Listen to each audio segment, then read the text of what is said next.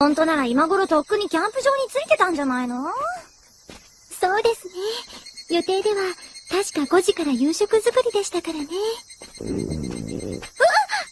夕食という言葉に即反応だ。そういうあんたはお腹空いてないの？ちょっとね。でも、バスで散々これ食べたから。まただ！小腹が減ったな。カップラーメンでも食べようかな。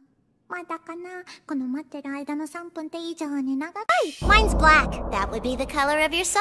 What was that? I guess all this talk about eggs and sausages and stuff got me hungry.